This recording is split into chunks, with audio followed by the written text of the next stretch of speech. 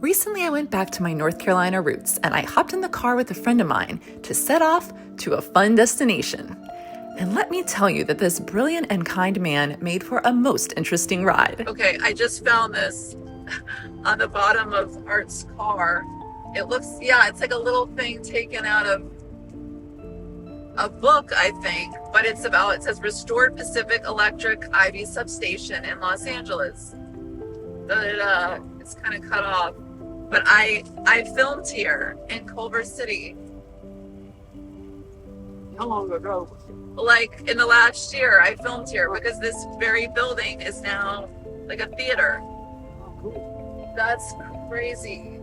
Like the things you find in Art's car. Love it.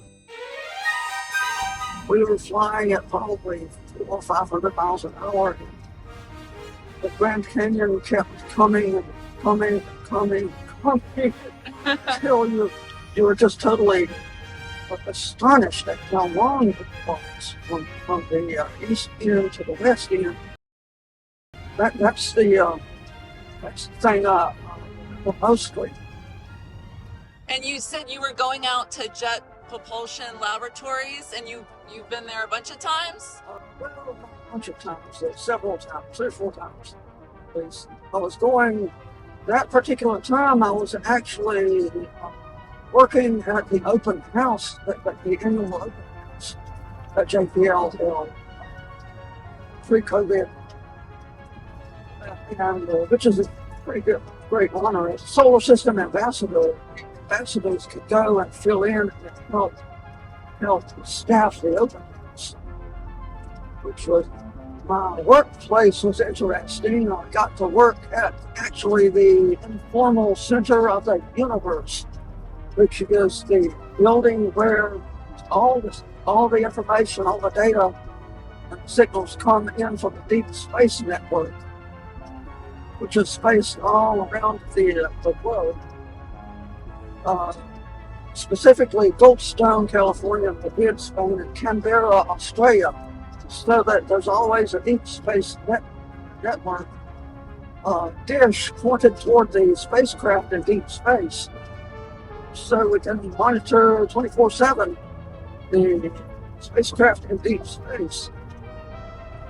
So my job was to greet the incoming guests and to give them a short pre-show video about the Deep Space Network and JPL and what they did in that building, which was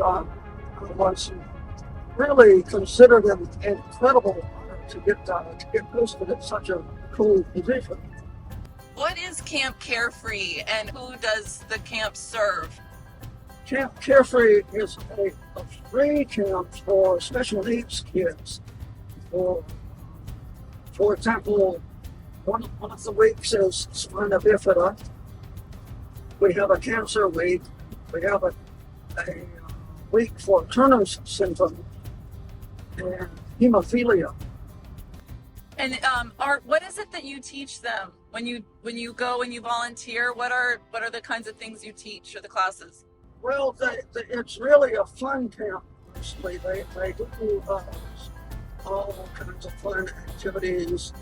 One, I do the did before COVID. I did the mini space camp, which was about 40 minutes of each day for weeks. So there were 5 weeks. First day we would build a model rocket. They would learn about space exploration and in particular what NASA is doing to explore space. The second day, that is, we would continue building the rocket.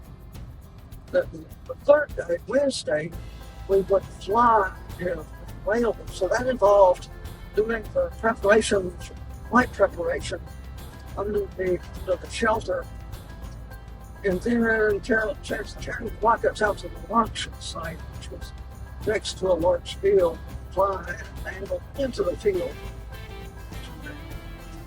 The kids loved it.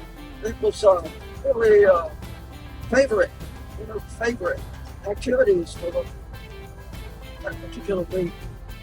Yeah, I can imagine. Oh, yeah. Also, like last question I was thinking about is, you told me, weren't you a medic in the military overseas? But yeah, that's like in Germany, the medical corps, and some specialty was eye, ear, nose, and throat. At that time, it was combined. You're a pretty brilliant man, Art. You've done a lot of like really interesting things and served a lot of people throughout your lifetime. Oh boy.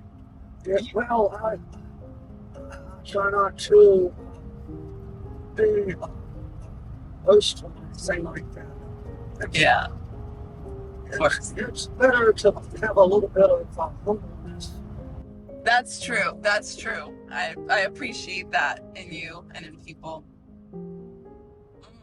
On the flight back from California, visiting JPL, if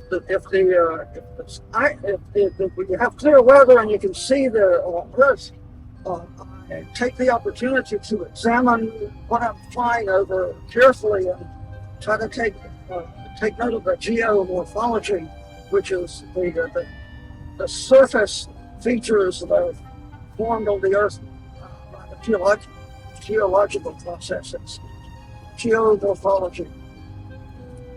So we were flying over Arizona, and I was looking up ahead. It was really rough terrain. I was trying to look at some terrain, no vegetation.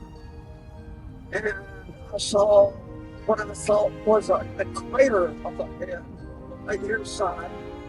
And I looked and I said, the closer I got, the more sure it was a crater. And I said, there's a crater out here in the middle of nowhere. When I announced that, well, that's Meteor Crater. Yeah, the pilots checked their instruments, and yeah, sure enough, that's that. It was on their readouts for what terrain they were flying over. But so you said you've been a medic, and then I know you know a lot about space. What did you do for most of your career? Oh boy. Well, I was a computer programmer. Don't believe it or not. I was actually a systems analyst. I would design systems and program them. This was on microcomputers, so you could do that. We both, when you were working on microcomputers. It was way back before Windows was even thought of. Transportation History Museum was the major maintenance facility for steam locomotives on the Southern Railroad, because it was the halfway point between Washington and Atlanta.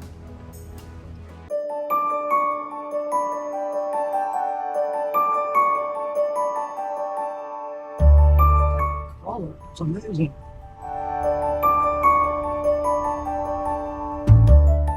What did you say about magic? I saw this like Tanner's Magic Shop here. What's that all about? Oh, I used to do magic shows for kids' birthday parties. Oh, of course you did, Art. one of my favorites, and with the girls too. It was a girls' birthday party. I had all these hats, and I started pulling stuffed rabbits out of this hat and that hat and the other hat. You know, I mean, at least a dozen, probably more than that.